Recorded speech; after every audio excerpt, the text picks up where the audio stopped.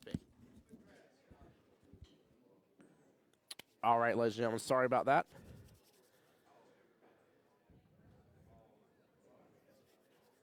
Woo! Tommy versus Shannon Fitch here. Here we go, guys.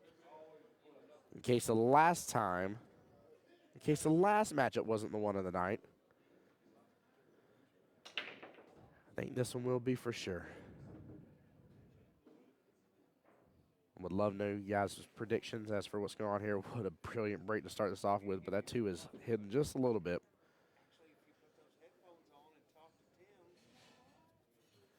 Elijah said, we want Tasha. We want Tasha.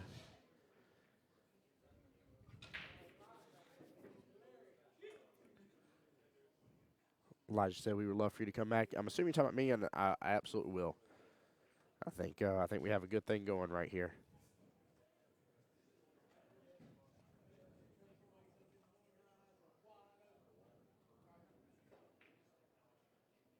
I will say, guys, my voice is starting to go just a little bit. I have some more warm coffee coming for me. But I do apologize if it's starting to sound even raspier than what it was earlier.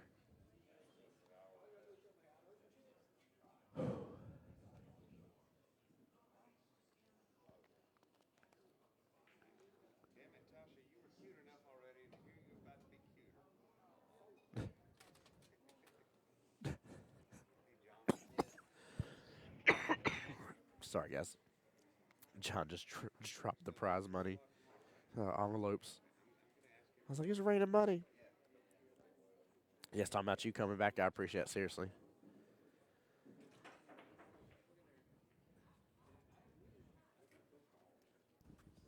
Hey, Jim. Long time no talk to, brother. Hey, good. Hey, man. I wanted to mention that, it's, what, 2 o'clock in the morning? Yeah, 2:13 a.m. Yep. Okay. And in 12 hours, we're going to have another tournament, a 9-ball handicap tournament. We do it every Sunday, and anybody wants to, come on out. There we go. I like that. So if you got any kind of handicap, APA, Napa, whatever, Fargo, we'll figure it out, and we'll get you in. There we go. It's only $25. Well, that's not bad. Not bad for a little Sunday tournament, Sunday fun day. Yeah. Jason, so I was telling Shannon early on that I want to see the matchup between him and Kim for sure in the finals. So we'll see what ends up happening here. Oh, he opened that up. He opened it up perfectly.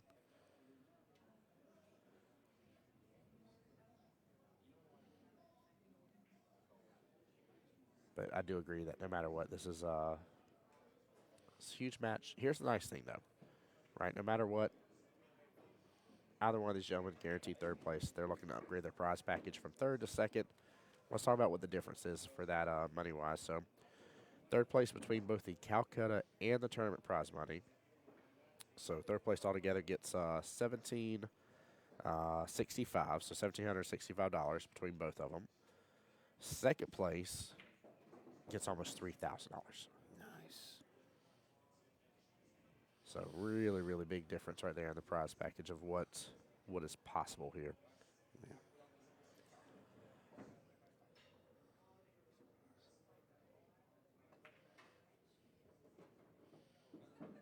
Good shot right there. Very nicely done.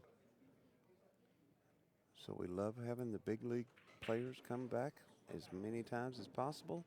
But with the Calcutta, everybody can win. Oh, yeah. Yeah, that's very true. I remember when I was talking to Big Rob, he's like, sometimes I just come to these tournaments just for the Calcutta.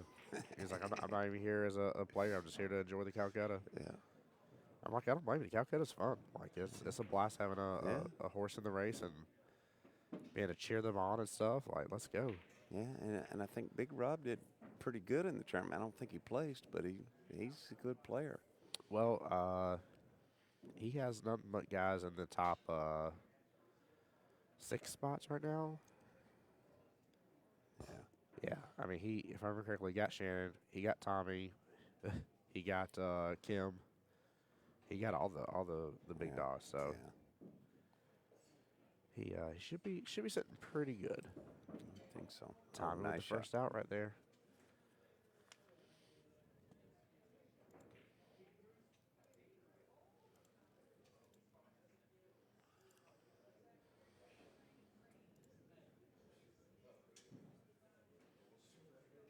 So right now we are at 104 matches out of 113 total matches completed.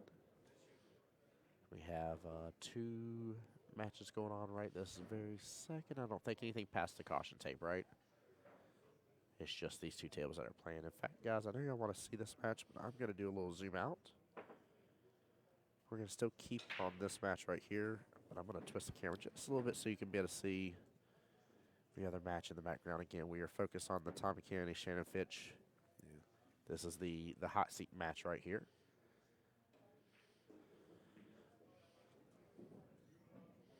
Yeah, that's my buddy Cam way in the back with the white hat on. Yeah, with the white meeting over there. Yeah, Yeah. I mean, he loves that 9-foot table, and he comes in here and plays it all the time. I told him I'm going to put his name on it. There we go. I like that.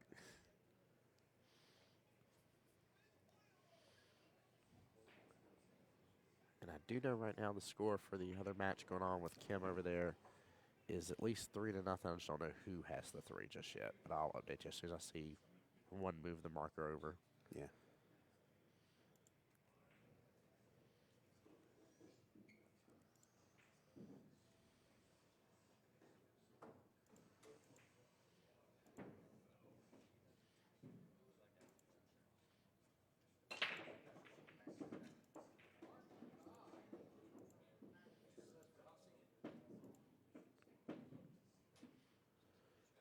And that's George versus Kim right now going on over there in the one loss side. Yeah.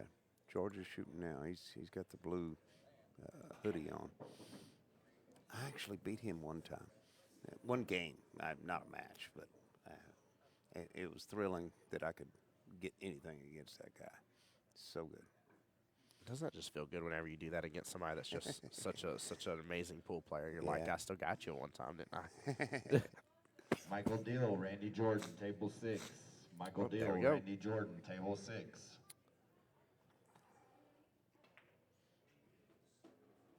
Timing with a nice cut right there on the one ball, bottom right hand corner pocket, lined up beautifully for that 3.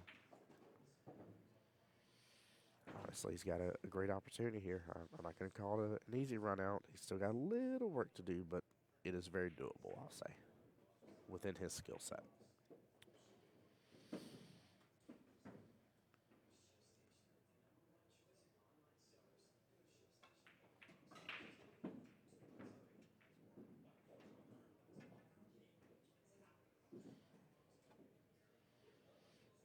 He's going to put stop on every shot, I think. Mm-hmm. Yeah, might as well. There we go.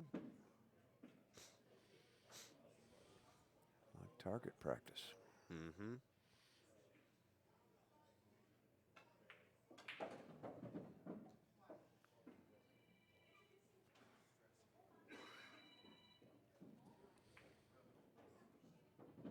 Like it's 2:20 in the morning. Who are you calling? All right, good out. Tommy Kennedy up 2-0. I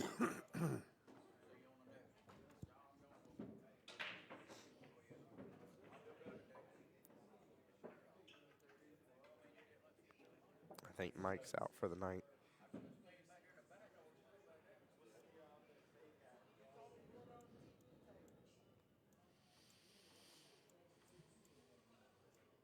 So right now, the winner between table 6 over there, that's on the right-hand side of y'all's screen. They match up Michael Dill versus Randy Jordan. The winner of that goes on to play Chad Royal. And then on the one that you guys are seeing between Kim and George, winner of that goes on to play the winner of whoever plays Chad Royal.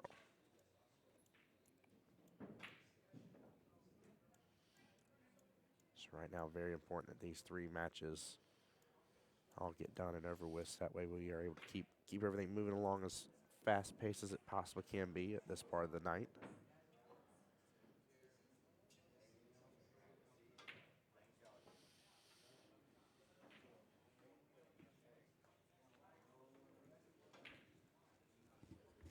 You out of here? Be blessed, brother. Take care of yourself, okay? Thank you, sir. I appreciate you. All right, that's Kyle checking out. Kyle is our kitchen manager and an awesome guy. He kicked butt today, I'll say that much, man. That food was flying out of that kitchen.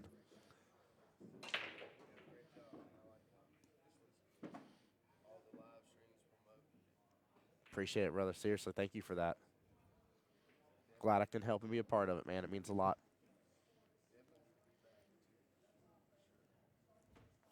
Thank you for that. Yeah, they did really good. The food was very enjoyable today. My last thing I had for my meal for the night was the grilled chicken wrap, Oh, yeah. and it was so delicious. I was tempted to run back there in the back of the kitchen real fast and be like, whose mom is back here? 'Cause somebody made this with some love. There's some love put into this chicken wrap here. Felt like a kid getting off the school bus. It was that delicious.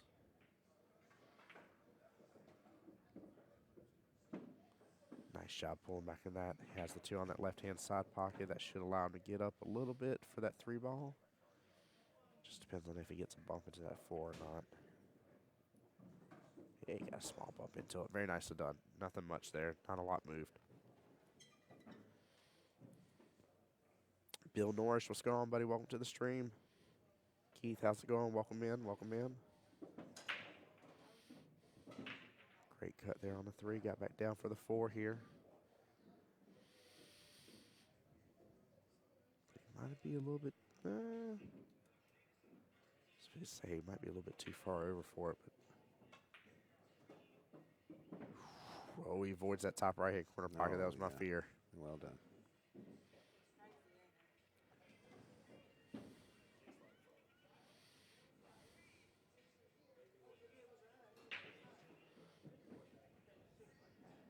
And guys, again, I just cannot encourage it enough.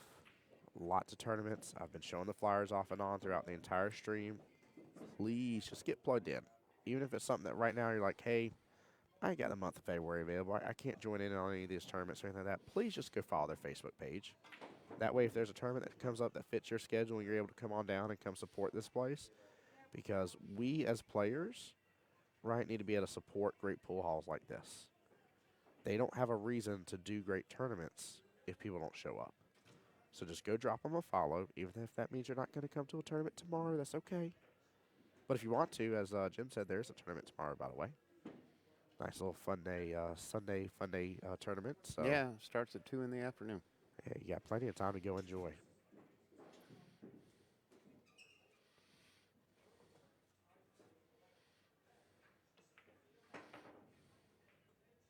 Oh, wow. Oh, wow. No. Oh, that just hurt my soul a little bit for him. I thought it was going on the side.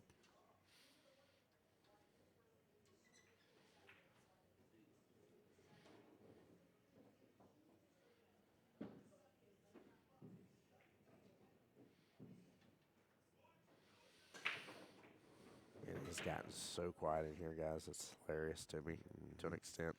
Well, you cut off alcohol and that happens. Right. Brian, great question. How many people were in this tournament? 56. It was a 64-man tournament. But one of the big things I want to shout out here is that John and team here said, hey, even though we only got 56, I'll still add another additional. There was already 1,000 in the first place. There was another additional 1,000 if we hit the 64 mark. Yeah. Didn't hit it, but the 64,000 got added anyways. Yeah. Now, I'm telling you guys that not to say that you should expect it every time, but I'm telling you that to prove, in case everything else I've already said about this place doesn't show you how great this ball is, I think that should be the final nail in the coffin, that if you ever had any doubts of how good this place is, Yeah. that settles that argument real quick. Yeah, and the only thing I'll add to that is John Boutwell's commitment to the game of pool should not be questioned. I mean, Yep. he is all in. Bill, what's up, sir? So right now we have these two that you see playing. This is to get into the hot seat. So this is Shannon and TK. You also have the match towards the top right-hand part of your corner, not the right middle, but top right. That is Kim versus George here. I think Kim is up 4-1 against George. I'll have to double check here in a second. So you have those two. You have on the right-hand side of your screen, you have Michael versus Randy that's going on. And then you also have Chad that's left. So that is, what's that, 2, 4, 6, 7 people left in the tournament overall. top 8 pays out. So everybody in here is in the money. We're in the money. So, Tim, do you know about Chase Boutwell, John's son? I do not know. Chase Boutwell is mid-20s, maybe, Okay. and he is a fierce competitor in mixed martial arts, I think, and he's got a bout coming up January 20th. And if anybody is interested, go to John Boutwell's Facebook page, and you will find Chase Boutwell's Facebook page, and you'll find out all about his match coming up. He is one tough dude.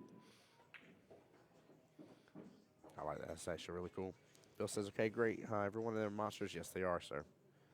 Yes, they absolutely are. Every single person left in this tournament right now are absolute monsters and beasts in the game. There's a few that may stick out above the rest, but it's definitely going to be a interesting finals, to say the least. Got that right.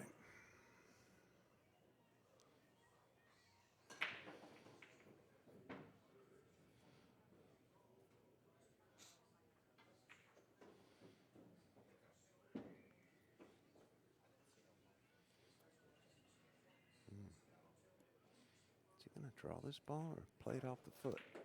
Yeah, I think he's going to draw it for the 5. Yeah. Yeah, very well done. I think he's got more than enough room to take that 7 there, top left-hand corner. So smooth straights on in, just get in the little window and take the 7 and be done with his rack. Ooh. May have overstroked it, but he can actually knock that 9 in early now. Yeah, he's okay. Yep. He literally just aimed at the 7. I say maybe just a hair of bottom, not much. Or you can just cut it in like a boss and just say bump the little carom trick here. It's just geometry, right? Yeah, only some geometry. No big deal here. Shannon bringing it back to a tied match, 2-2. Yeah, well done, Shannon.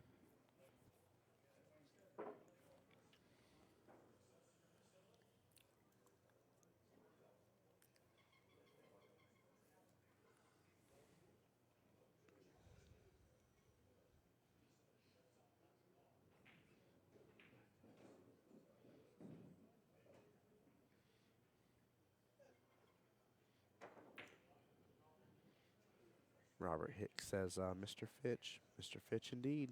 He's doing his thing. As he does.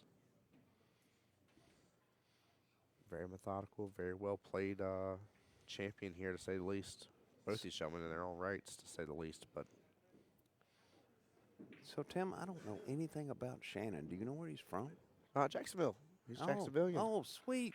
He's Jayville boy. Yeah, like I told you earlier, I used to live in Jacksonville for a little while and loved it and kind of miss it. Oh, yeah. Edie, you take care, my dear. You take care and be blessed. I appreciate you. Said you got to be exhausted. I'm out, buddy. Can't hold up my eyes anymore. Yeah, Miss Edie, please go get some rest. I appreciate you so much for the support.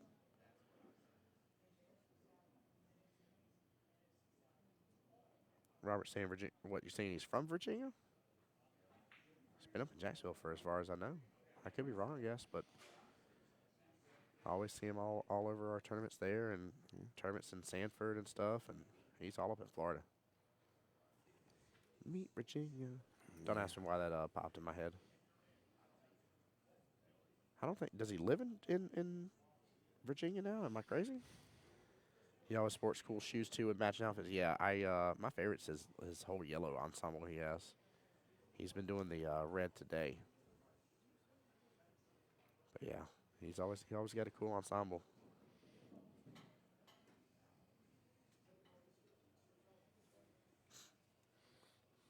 Oh, okay, he's just from Virginia. Okay. I was about to say, I was like, I'm feeling a little cuckoo for Cocoa Puffs.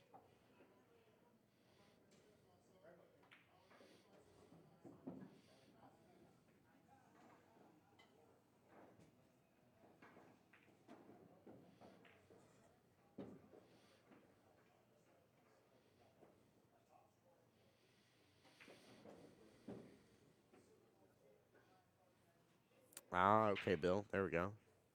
Bounce back and forth from North Carolina to Virginia and Jacksonville. Got it. Well, all I'd say is us Floridians, we claim him. He's ours. No offense to anybody else. We claim Tommy Kennedy, too. He's a Floridian.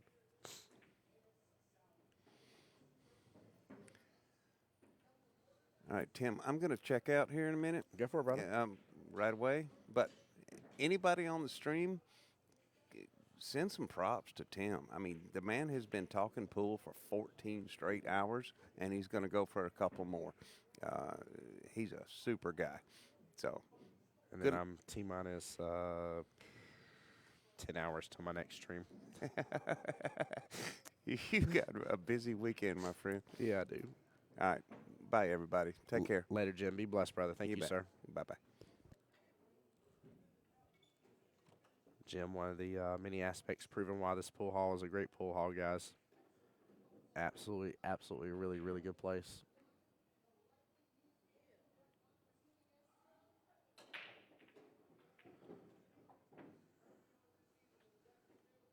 Robert say him and Derek Leonard, best friends, Virginia and North Carolina. There we go.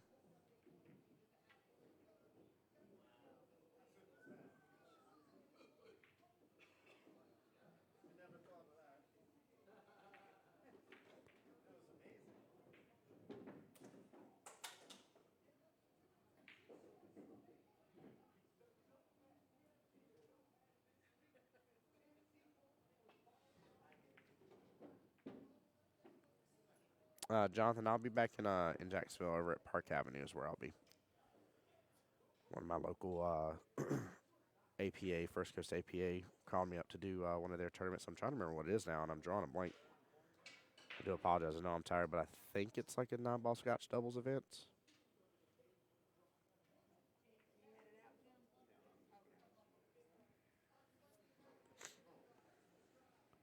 Yeah, absolutely. It'll be a good time, Jonathan. It'll be a good time.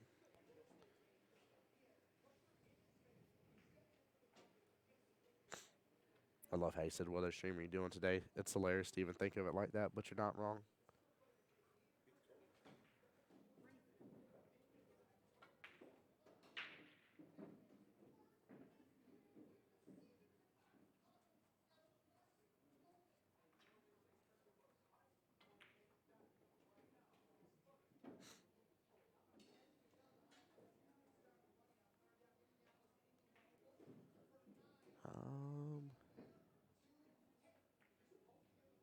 I don't know if the matchup between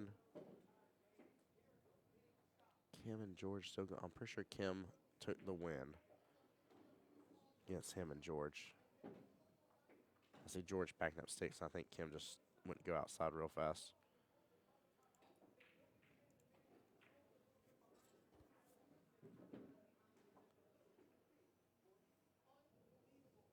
Dar says you're still going. I am, sir. Call me the Energizer Bunny. Actually, don't do that. There's probably some sort of copyright infringement. I'll get in trouble. Robert says you can do our Sunday 10-ball later today at Park. If you're talking about at Park Avenue, I'll already be there for First Coast APA. This is live. This is still live, Dar. Yes, sir. Yep. I've been up fixing to be 24 hours now. I got 25 more minutes till I was up for 24 hours. Robert says unless the APA shuts it down. I'm pretty sure it's at Park. I may have to message Kevin and Ashley and find out for sure, but I'm like 99% sure they told me it was at Park Avenue. Shannon Fitch would get out there 3-2. Longest pool stream. It's getting up there. Zach says buy this man a Red Bull. Trust me, the John and them are taking care of my my bar tab. It's always one of my requests here. I never get alcohol or anything. I just always ask for, food and drinks to be covered. I will have me a Red Bull for the road, though, for sure. Robert said you're right. They had something today. Yeah, I thought so. Jonathan Reese said yes, at Park. I'm in it. There we go. Well, then I will see you here in a little while, Jonathan. I just got to get from across Georgia back into Florida. and then grab myself a nap and then come and see you guys.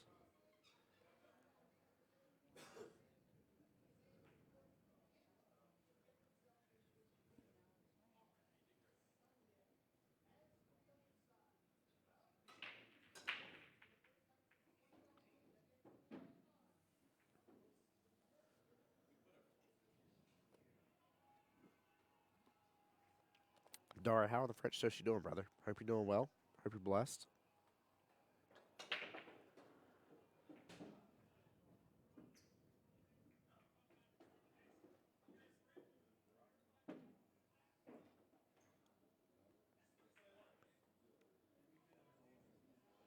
Mark says, I'm drinking for you, bud. There you go. Thank you, Mark. Good looking out, brother. He says, Shannon's hitting him center pocket. Yeah. Dar said, just left the Raj Mahal. There you go. Jorge says, you're a tough dude, Tim. I try, man. I am part gangster. I don't like to share this too much on stream, but I am part gangster. Okay, guys? Code name Tim50.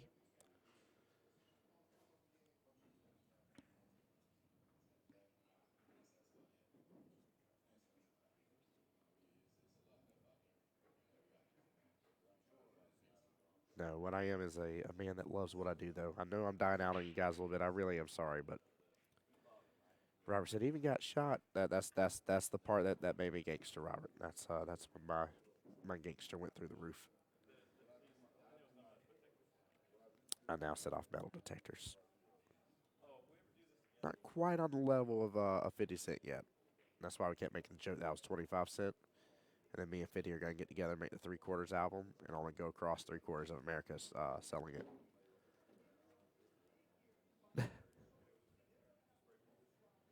Robert, I appreciate you, brother.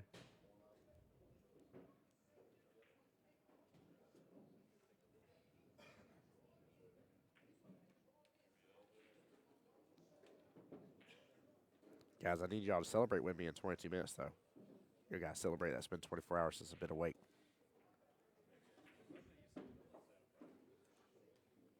Nice little shot in that side pocket there with the carom.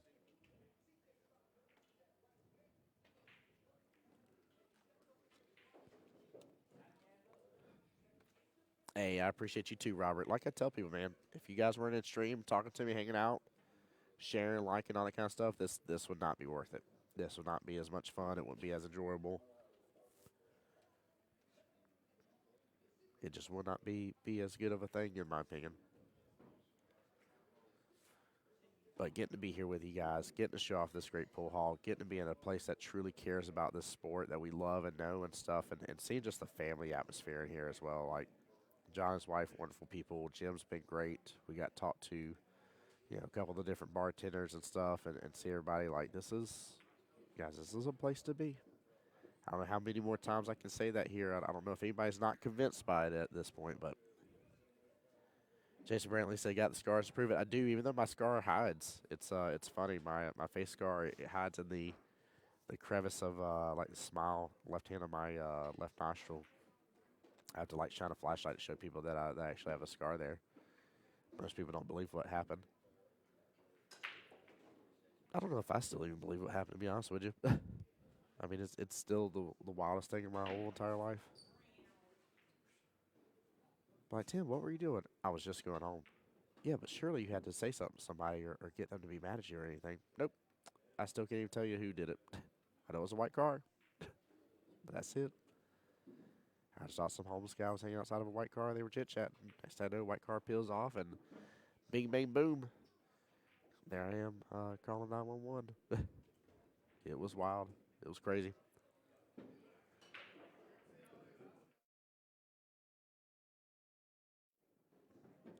But I'm still here, and I'm hanging out with you guys, and we're having a blessed evening. That's all that matters.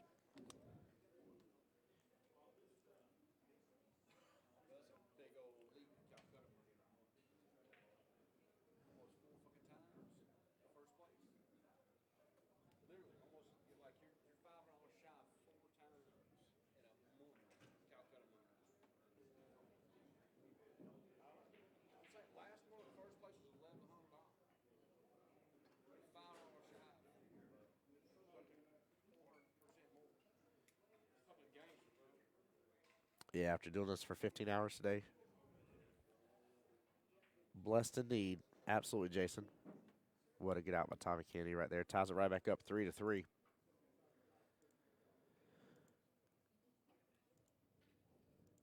Oh, shoot. I went and asked for coffee for a moment. I don't know if they made it. Guys, give me 1 second. Let me put the headset back. I'll be right back. Be right back, y'all.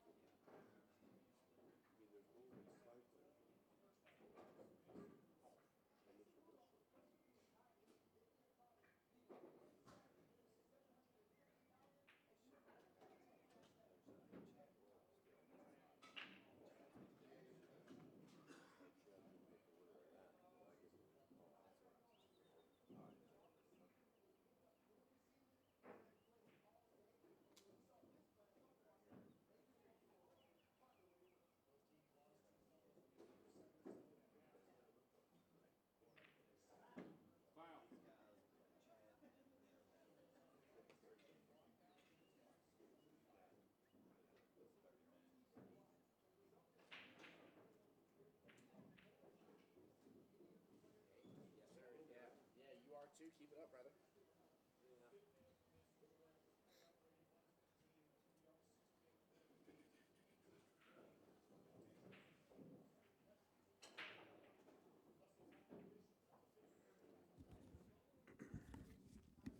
Oh, hey, I see Jesse came in. Jesse, what's up, bud?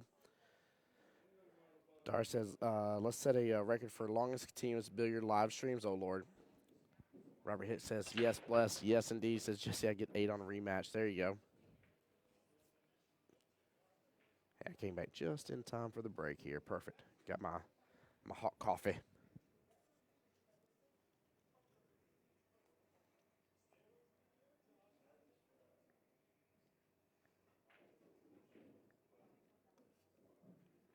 Woo, that hits the spot.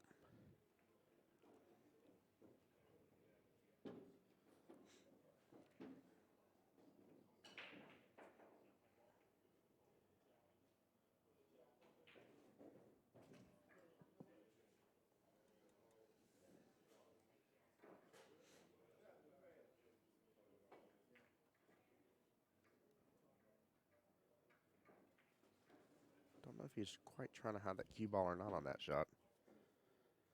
But not a bad leave.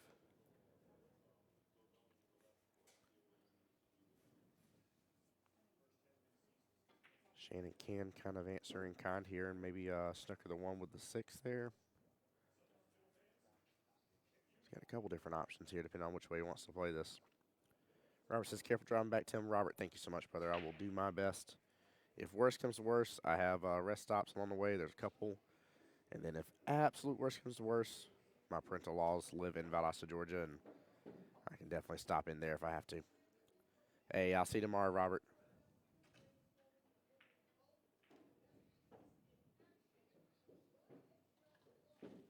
Honestly, I know that 1 didn't quite snooker up with the 6, but not a bad leave, leaving the cue ball over the 2. From my point of view, from the booth here, they're actually kind of paired up really well.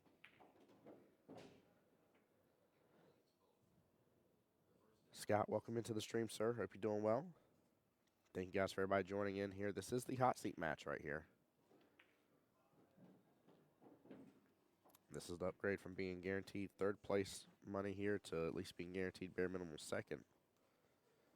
With this shot to be able to upgrade to 1st. There's a lot of money difference between 3rd to 1st. There's what is it, almost $2,700 between 3rd to 1st in the auction, and $1,153 difference between 3rd to 1st in the overall tournament. So a lot of money's on the line here. Shannon responds just nicely here. I don't know if Tommy has a little bit of sliver because the 6 and the 9 where it's at. Might be just enough room for him to kick on through.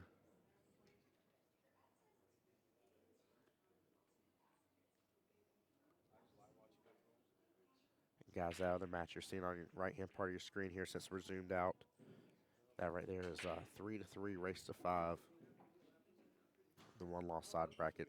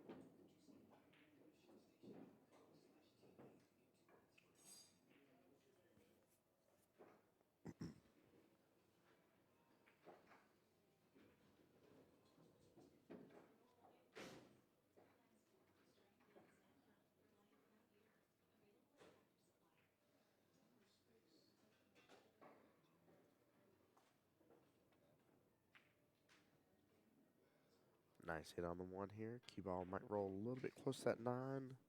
Doesn't get quite as close as he was wanting on it, but still not a bad defense. I think Tommy may have the one-rail kick just fine on it, though.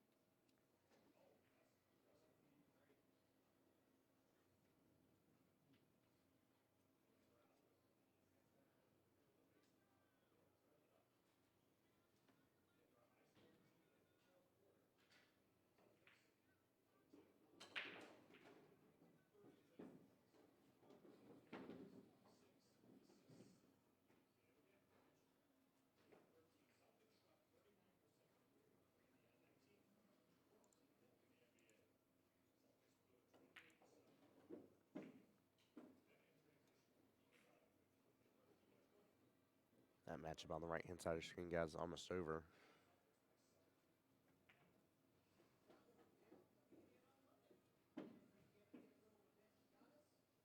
I believe, if I saw correctly, I believe Michael Dill is up 4-3 against Randy.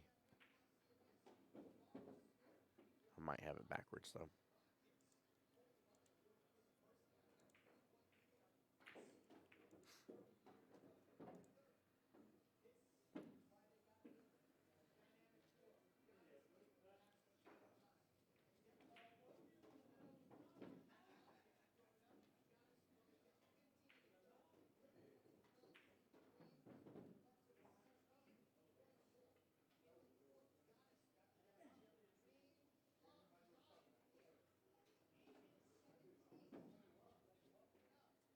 Shane says, I'm out, man. Appreciate everything you do, Tim. Have a good one and be safe. Jason, you take care. Be blessed as well, sir. Be safe as well.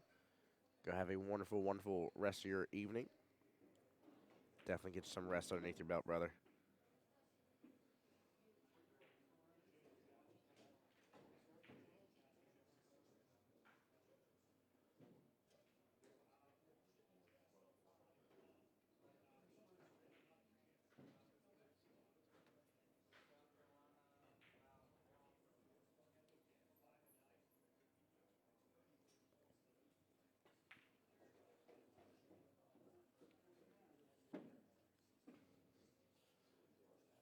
Nice little shot right there. Shannon in prime condition here.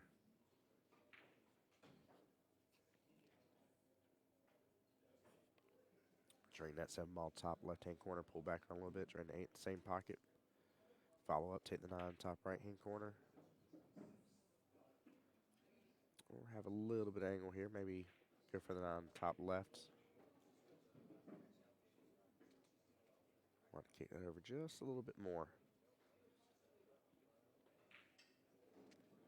But still not anything out of his will well that he can't handle.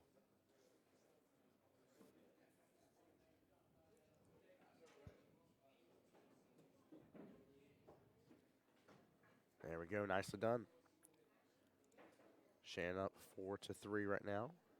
Again, race to 7. John says, Shannon's beast. Tim, have a good night. I'm going to bed. I've been watching you for like 11 hours. It's bedtime. Be safe, and we appreciate the commentary. Appreciate you too, John. Thank you so much, brother. You get you some rest, sir. Take care and be blessed, okay?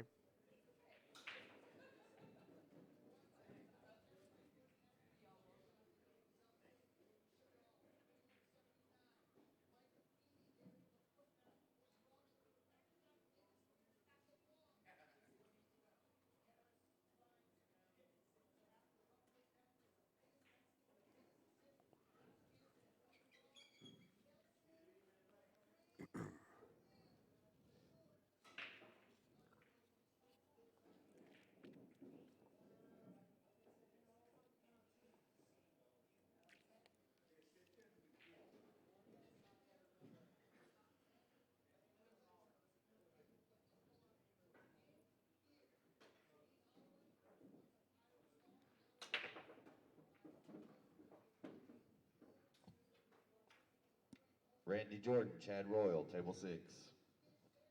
There we go. Hey, let's go, Mark. I like that comment, brother.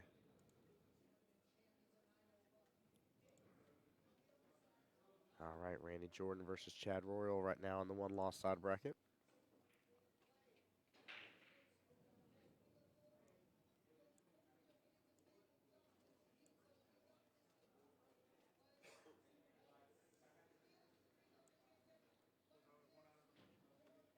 Kim Davenport is waiting on the winner of that matchup. Zach says, I'm going to wake up laying on my phone wondering who won. Zach, I don't blame you, brother. I don't blame you, man, but definitely go to bed if you need to. I respect it. I understand it, guys. I don't mind if y'all need to drop off for the night. I understand completely, 100%. But right now, you only have Randy, Chad, Kim, and then Tommy and Shannon left in this. There's only 5 total players left in this matchup. As soon as the match between Randy and Chad is done, there's 4 left. The winner of that moves on to play Kid Davenport. That'll bring us to 3. And the winner of that matchup goes on to play the loser of this matchup here. Keep in mind, this is true double elimination. I don't know if they'll split there at the end or chop or anything like that. So with it being as late as it is, I would not be too surprised. But just don't be upset if that's what happens. I know sometimes chat gets a little passionate about that.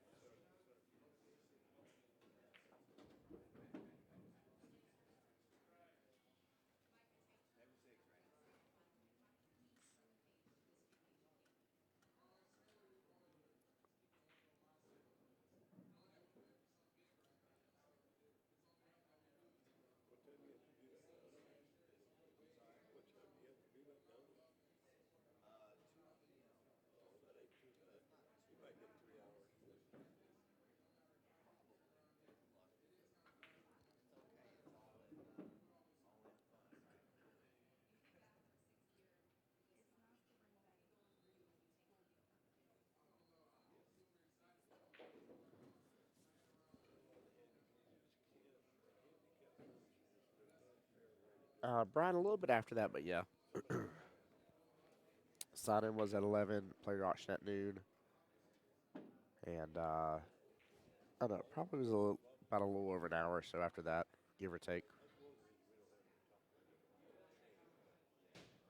I'd probably say by 1:30, because I know we hit right at the 8-hour mark before, and we are at almost 5 hours right now, so that's 13 hours worth of tournament today.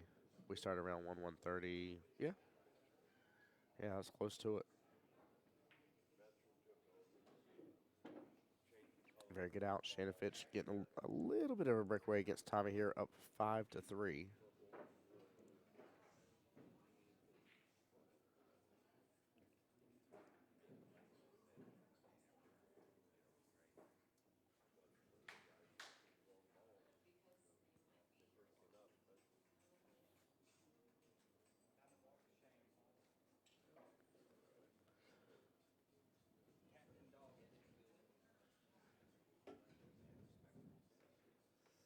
Brian said this is already going to last till 5 a.m. if they played out. If they had a full field, would have gone to 9 a.m.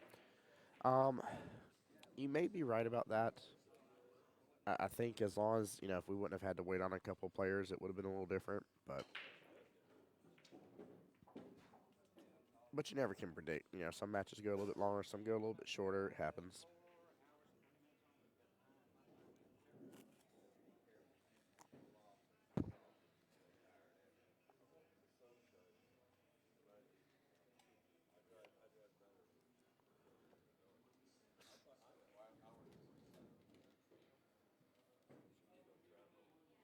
I see another player getting some of his cheddar. Some more of his payout. I like seeing that. I will say this always, even though I'm dog tired and everything here. Ooh, nice little 9 on the break. 9 gets spotted here, but even though I'm dog tired, I always love whenever we get to see the players get their cash money, man. It's always such a good thing, such a good feeling. Get to see all the wonderful hard work and dedication they put in towards this tournament, and everything just come to fruition. See a smile on their faces, so nice. Mike Lowry, are you still awake, brother? I know you were tired earlier. Mike, if I didn't tell you by the way, very much appreciate you, sir. I love your funness, to say the least. Got a great attitude about yourself, and a lot of fun to be around, to say the least, too. People here absolutely love you.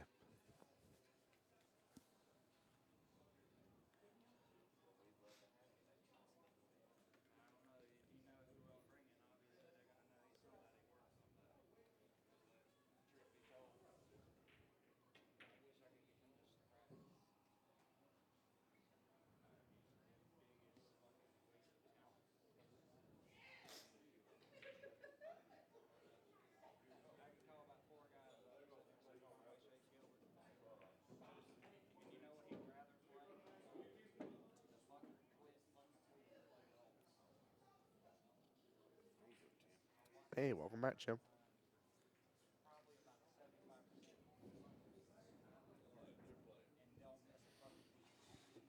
Hey, sir. So how's Tim doing? Mm, You staying awake? I am. I am. You know what you haven't told me? And maybe, in the last 14 hours you've said, but what's your history with pool? I mean, you obviously love the game. Yeah. How did that all come to be? So, I've been a part of the APA for over a decade now. I had a 3-year give or take break, so total about 13 years. Nice. Minus that 3-year break. Nice. That's when I first got involved. A buddy of mine, when I was working at Best Buy, him and I were both. Well, I was over computers and stuff at the time. He was Geek Squad supervisor, and he was like, "Yeah, he's like, you should come play." I was like, "Oh, this that, and the other." I played a little bit back in the day when I'd go visit my grandparents. I would go to the Family Life Center, and I would play pool there. Fun fact, by the way, I'm a right-handed person in everything I do. I shoot pool left-handed. And I didn't know that till almost 3 years into APA that I shoot pool left-handed because when my buddy that got me into it gave me a timeout one time, he's like, "Why are you shooting it that way? Why are you holding your cue that way?" I'm like, sitting there like doing my bridge hand. I'm like, "What are you talking about? Like this is the way I've always done my bridge. Like, what are you talking?" He said, "No, no." He's like, "Look at how you're holding the cue." And I'm like, Joe, like I don't know what you're asking me. Like I'm holding it like I've always held it. Like I don't get what you're trying to like point out to me. I don't see. Like, will you just speak English and tell me what the issue is? He's like, you're shooting left. I'm like, there's no way I'm shooting left. He's like, look at everybody else around you. And I'm sitting there looking around. I'm like, there's no way there's this many left-handed people. I am shooting left-handed. I'm the oddball out. Like I'm the one that's doing it differently. So through all that, gained a huge love and appreciation for the game, and made it to Vegas multiple times with multiple different teams, and been blessed to be a part of that. And since then, had the short break whenever we first had Luna and had Luke. It was about 3 years roughly, give or take, and then Mike and Kelly came and bought out our part of Jacksonville, and I was like, you know what? I was like, I've heard a lot of great things about these new league operators, and I was like, I really want to give it a shot here and go back at it. I was like, I really missed the game and got back into it. Became a captain of a team and been enjoying it even more ever since. And just been blessed to do commentary and be able to travel and go to many different places and get to be a part of all sorts of different events for different leagues, different operators, different states. And my still one of my favorite to date is I did a commentary for, essentially it was a Moscone Cup event. It was against the Central Savannah River area versus the Midlands, South Carolina APAs.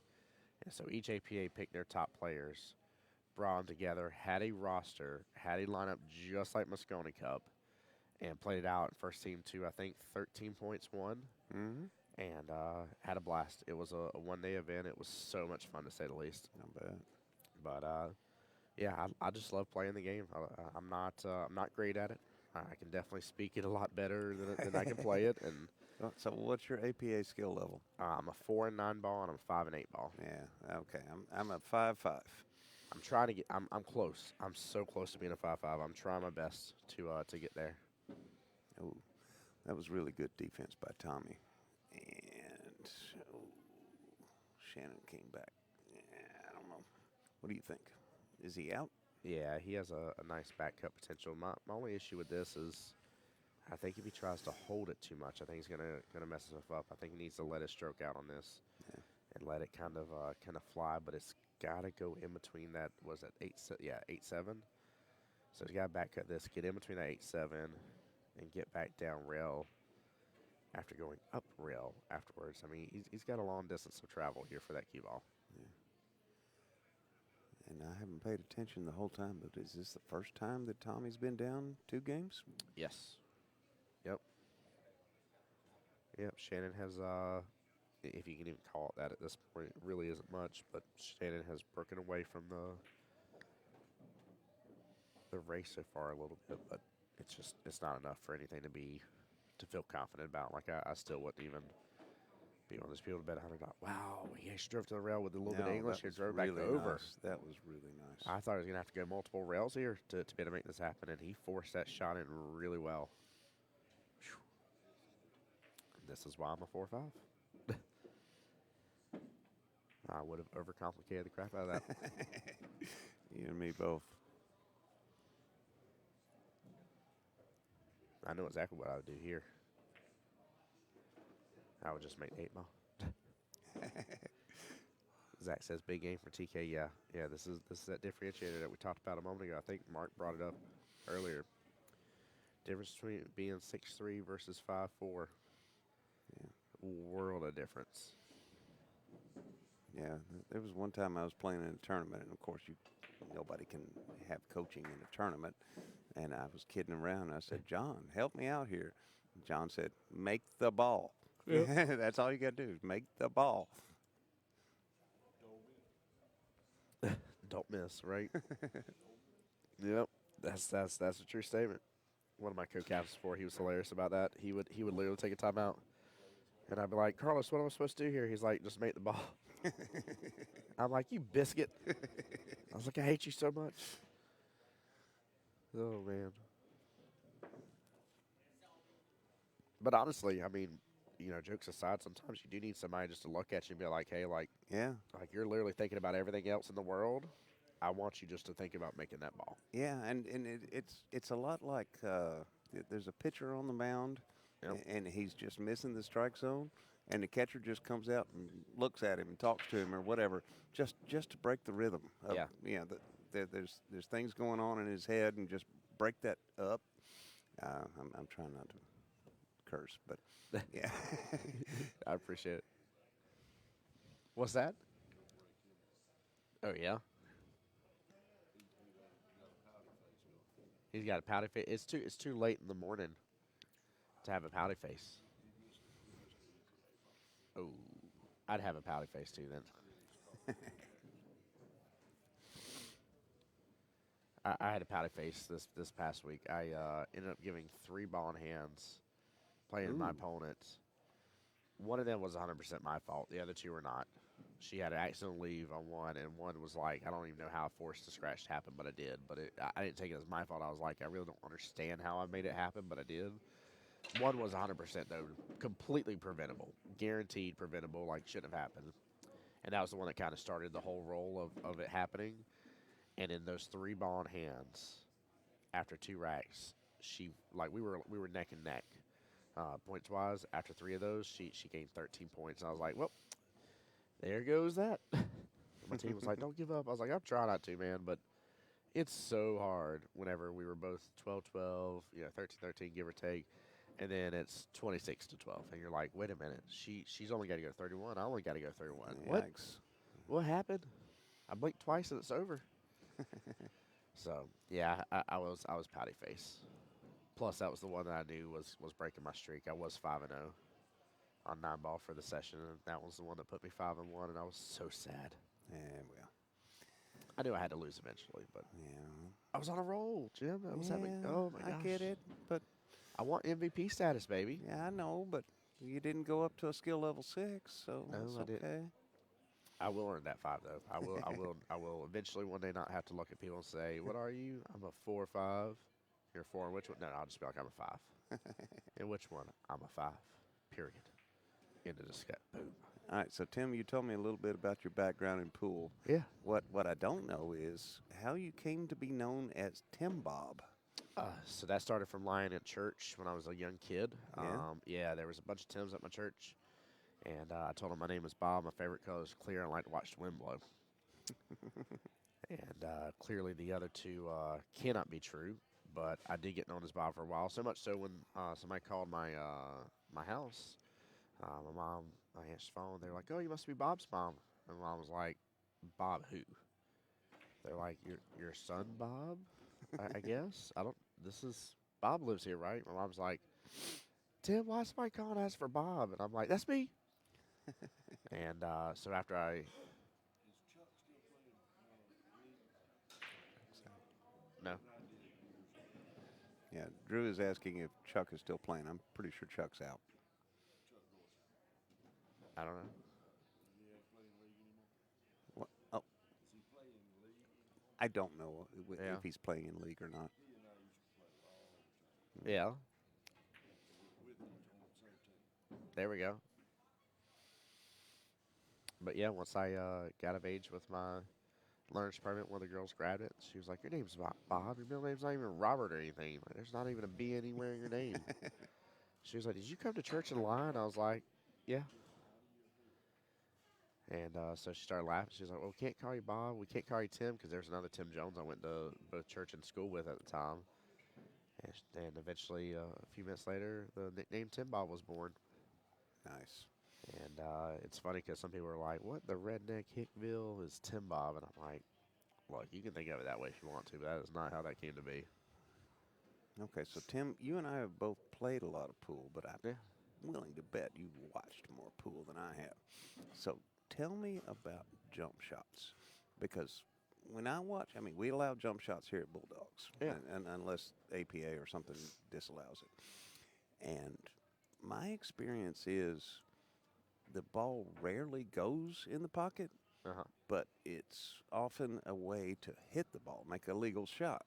So tell me what you think the percentages are on jump shots in general, Yeah. how often they get made, and how often they're necessary to make a legal shot. So that's actually a great, interesting line of question, and I'm going to possibly be a little biased here about it. Chat asked, Reggie asked if Randy Jordan's out there. Randy Jordan's playing on the table to the right of you right now. Yeah. So that's the only two tables going right now. Is this one directly at the bottom, kind of left of your screen, and then on the far right middle of your screen. I think jump shots are used more often than they're necessary. Mm-hmm. And I think it just comes from the fact that like people learn how to jump shoot and learn that it's possible, and then it's kind of like back when I was like skill level 3, and coming into a skill level 4, for instance. Like this is a really great example. Like start learning a little bit about English, and especially bottom English, and you're like, man, like I can draw this bball back and stuff, and then you start using it all the time, like Yeah. it's going out of style. Like it gets ridiculous, and I went through that phase. Keep going. yeah, and I think it's kind of a necessary phase to an extent. Like we all kind of go through it, but I really think that it's just a little ridiculous. And I kind of like what Kim and I talked about today. Kim was like, hey, he's like, I grew up in an era where we had some jump cues, but like it wasn't what people did. It just wasn't the norm. Yeah. And so when you defend somebody, like you knew you had them hooked because they couldn't jump out of it. Whereas now they can jump out of it. And I'm not saying that it's not a necessary tool to know how to do, but what I'm saying is I've seen people that there will be a nice, very simplistic 1 to 2 rail kick, nothing crazy, and they will always opt for the jump cue instead. Yeah. And I feel like it's difficult. It's difficult with the bridge. It's difficult getting a nice angle. I think you're adding extra variables. Whereas in a lot of things that I've been taught in pool and learn and listen to a lot of people, especially some of the good people been on, that have been on stream with me and stuff, have taught me things. You want to keep things as simplistic as possible, Mm-hmm. right? You don't go adding extra English to a shot that you don't need to add it to.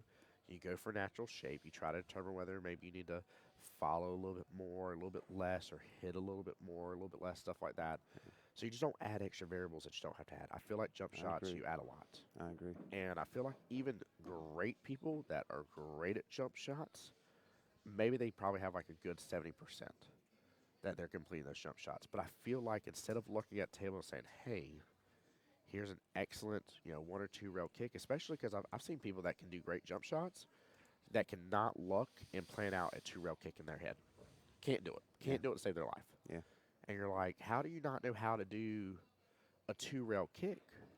I ain't saying it's easy. I ain't saying it should be something that's like, boom, instantly I got it. I see it on the table. I know it all. Like, bam, like the light bulb clicked. Yeah. But like because of your dependence on jump shots so much, you have refused to flex and learn this muscle. And the same thing as well, like for instance, like using a bridge. There's plenty of players that will look at you and be like, I don't want, oh my gosh, I had to use a bridge. This is why I missed the shot stuff. You miss the shot because you don't practice using the bridge when you know it's a necessity at some point in time in your game Yep. for you to have to use, or an extension. Yeah. One or the other, maybe even both. But it blows my mind that because you've become so dependent on this one method of handling this, Yeah.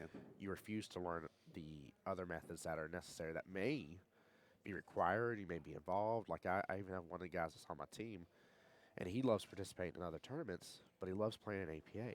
And he plays in APA more than he does in other tournaments. But like the other day when we were practicing, getting ready for our APA night, he's like, he literally broke down his break cue to do a jump shot. I said, no. I said, you can't do that. I was like, you can't. He's like, yeah, but I can do it in regular tournaments. I'm like, dude, we're practicing. We're literally like 10 minutes till we start our APA league night. So you're literally practicing a way in practice that you're not fixing to play. Mm-hmm. Why are you practicing a way that you're not fixing to be able to play? Yeah. It makes no sense. He's like, but I just want to show you I can do it. I was like, I trust you can do it. I said, but let's talk about what's really going to benefit you here. Yeah. I said, and where's the actual? I was like, if you can show me, I said, I'll literally put the balls back where they were. I said, if you can show me that you can kick out of this situation properly, I said, then I'll let you jump. I was like, and have your fun with it. I was like, I'm not trying to take away the fun of it. I was like, but you're flexing a muscle that's going to serve you no purpose for this situation. Yeah. I was like, it's just not going to do you any good. Yeah, you talk about, using a method that you're used to instead of maybe the one you should use. Yes. That's my problem. I will get that bridge out because, yeah, it's a crutch. So what? I'm just used to using the bridge, but sometimes I need to just turn around and shoot left-handed, especially on an easy shot. and I just That's interesting. You I, just said that. I can't make myself do it. I can't make myself think about doing it. I have been forcing myself to shoot right-handed to learn and get a little bit better on that, because I found out one time that a opponent of mine realized that I was left-handed, and she knew that if she left me this defensive shot in the way that it was, that it would be tougher for me being left-handed. Yeah. And she literally looked at me afterwards, and after I missed that defensive shot, and she got ball in hand, she said, "I knew you as a lefty couldn't make that shot." And I said, "I know you just did not say that to me." I was like, "I cannot believe you just said that to me." And then I was like, "Wait a minute." I was like, "That was stupid smart." I was like, I was mad at her for being so strategic when, like, I have an easy way to defend against this. Yeah. And I can just learn how to shoot from time to time when necessary, just like you said, shooting with the non-dominant hand. Yeah. So That was pretty good That- defense that was- by Tommy right there. yeah, it was. That was a good little question right there. I like that. Zach says I can barely touch my nose left-handed, let alone shoot. Zach, I am. I don't know if you heard me earlier saying that I'm a righty, like literally righty in everything. My right hand, right eye dominant, etc. I'm a righty. Always have been. Play drums right-handed. You know, baseball when I used to be in baseball right-handed. Like always been right-handed, but I have always, like I've never can remember a time in my life that I've not picked up the butt of the cue with my left hand and done my bridge with my right hand. That is always the way I've always done it that I can ever remember. Yeah. But I have been working on flexing that muscle a little bit and learning and working on that. My next thing I'm working on is my one of my captains showed me how to work on my open bridge and how to like use my thumb to pull back my knuckle of my pointer finger to really get that solid like muscle flex right there. Whereas before, like if I'm doing open bridge, like I got my thumb up a little bit and I'm doing it like that, but really not flexing this muscle as much. It's a little bit flat. So if I can pull back on it, it gives me a better bridge. And he was showing me that, and it's so tough. But like literally, I caught myself today where I was sitting there just practicing that and just trying like to force that grip and get used to that grip with the way that I do it. Yeah. I mean, for So- the listeners, I mean, Tim was just showing the extreme thumb across the index finger. Yeah. I've never used a bridge like that. I use an open bridge, but my thumb is just pointing out, and it's just kind of resting against the index finger. And it's interesting. I'll have to try that. It's tough. So literally, like at first when he was showing me, the only way I was doing it at first was like this, where I actually tucked my pointer finger back. And he was like, no. He's like, you don't want to tuck that back. I was like, okay. I was like, how about this? I was like, I'll tuck it back at first to get the grip where I want, and then I'll force it back forward, so that way I have my bridge. But if you feel the muscle right there, like that muscle is tense, it can be like it's pissed. And it's funny because I was holding it for a minute the other day when I was first showing this. I was like, I'm sitting there like flinging my hand back and forth and like squeezing my muscle a little bit on my arm and my hand and stuff. And he's like, it hurts a little bit, doesn't it? I was like, it does. He's like, but look, he's like, watch me versus. He's like, I can reproduce your bridge, and he showed me my bridge and he showed me how accurate he was versus doing his way. And I was like, okay. I was like, I see the difference. Like Okay, that so absolutely makes sense. Do you have any predictions on what's about to happen? Yeah, he's about to then slice the crap out of that 2-ball. Send it Oh, on wow. home. What a And shot. away it goes. My God. Yeah. Yep. Just like that. And if you feel your muscle right there, it tenses up a little bit and gives you a better. Whereas before, like instead of going all the way across like that, before I was just kind of like this. Yeah. And so like this was all willy-nilly hanging out. Yep, you got it. If you can get used to that right there, it gives you a better open bridge. It's interesting. Oh, you like what I said about jumping? It's weird to me. They get very addicted to it. It's just like a skill level 3 or 4, learning that bottom. Yep. And they won't ever touch that 2-rail kick. Yep.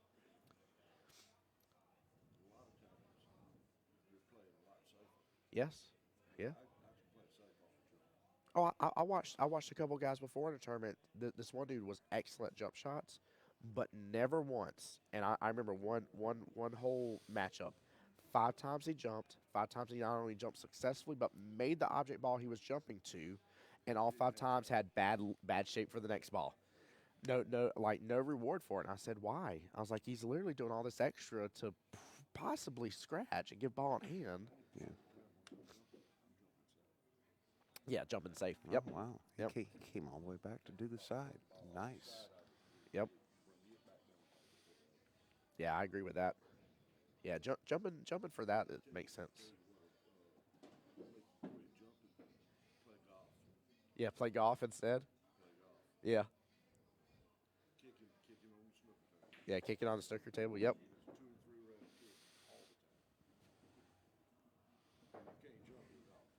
Yeah. Yeah, you're not wrong. Shannon Fitch up on the hill here, 6-5. Man, what a match. But yeah, Zach, if you can work on being able to shoot opposite of your dominant hand, and it's not.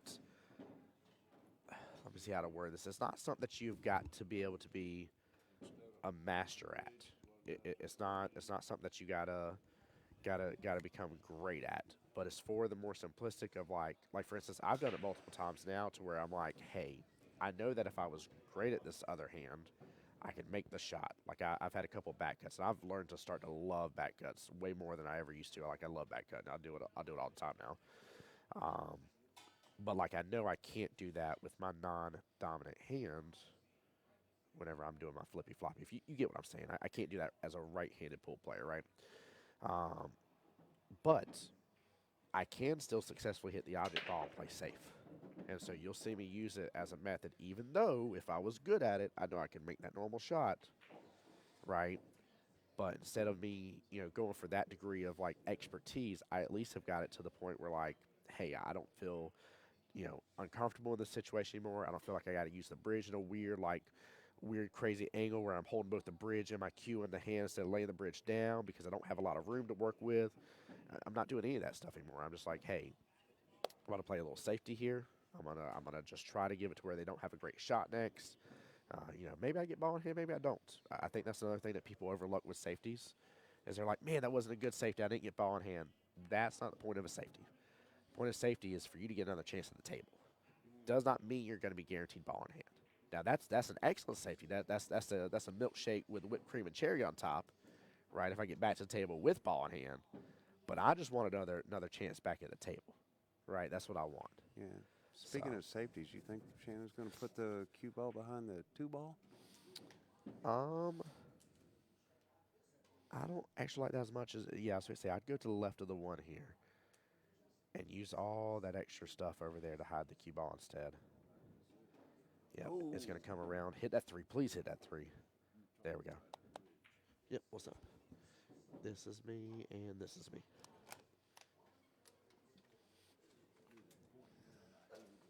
Yep.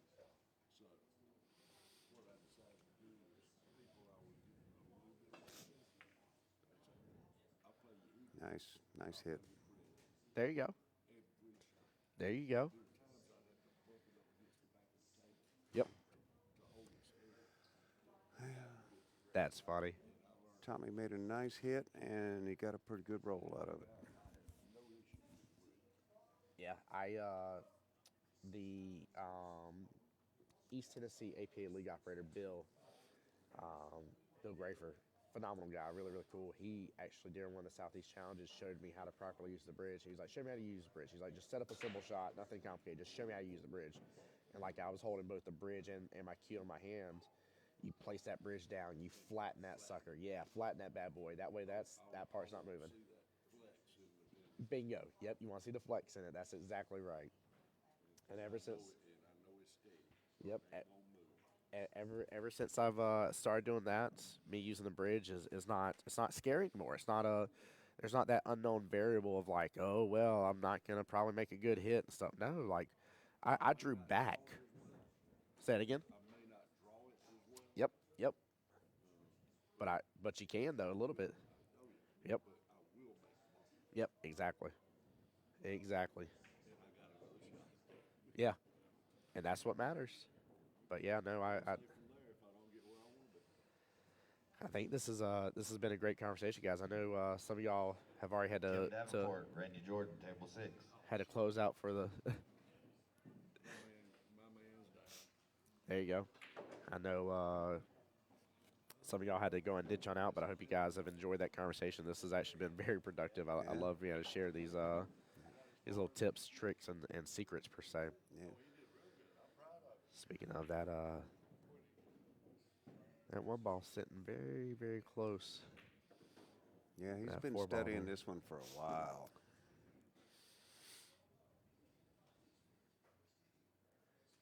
He's got a one rail kick as an option. It's just not. I don't know. It's a little worrisome. Oh, we got a great hit. Oh, stop cue ball. Wow. I know Tommy's got perfect eyes on the one. Doesn't really go too many places at all. I don't even think it goes to top right, but I mean, I can't see if it's clear in the corner from here, but it's close. I think if it isn't, I think I'm gonna go and honestly, I'm gonna slice into the bottom of it here and just send the one up table. Send it up to the top short rail. Mark said, "Stop cue ball! Stop, darn you cue ball!" And it's funny too. I one of my streams, somebody was like, "Man, you're really rooting on the other person." It wasn't about the other person. I just don't like seeing people scratch and end up having to get ball in hand for stuff. Oh yeah. I mean, I hate winning an 8-ball game when my opponent scratches on the 8 or makes Yeah. it in the wrong Yep. pocket. That's awful. Oh, nice. I didn't see that. Oh. Oh, uh-oh. Uh-oh.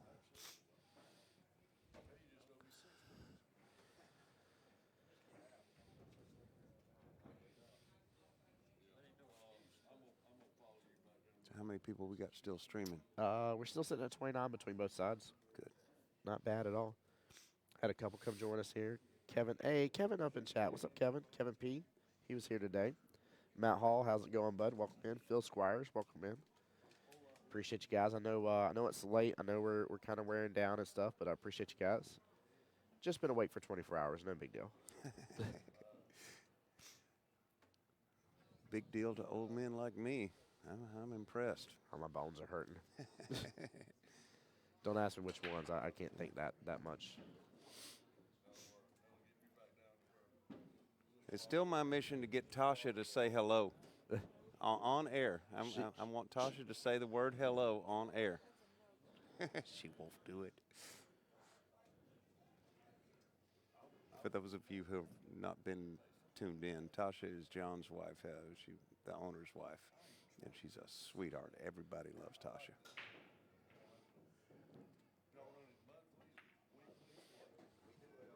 If you ever come to Bulldogs, what you need to do is you need to play Rocky Top on the jukebox. Yeah. And that'll make Tasha happy. She's a Tennessee Vol through and through.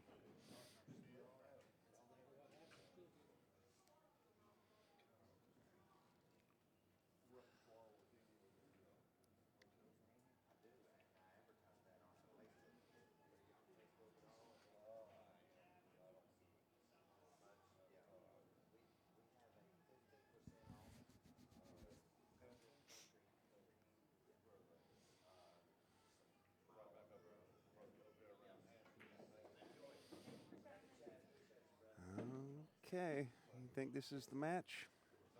Sure looks like it. 6 ball's a little tough of a cut. I mean, it isn't crazy, but yeah, I mean, as long as he gets this, it should be done. Phil asking, are there's really casino games in the back wall? I don't know if we can call them. What do we call the games there in the back left? Oh, in Georgia, we call games? them skill machines. There we go. So, no, Phil, they're not casino games. Wink. Does that make sense?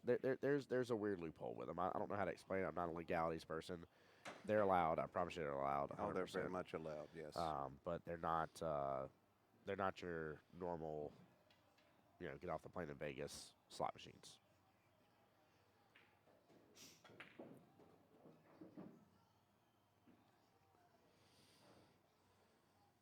He set himself up a little tough on this dime. Yeah, he made it a little more difficult than he needed. He just likes giving the fans what they want at I home. guess. A little excitement. I guess. Are you not entertained? Sorry. Quoting that again here.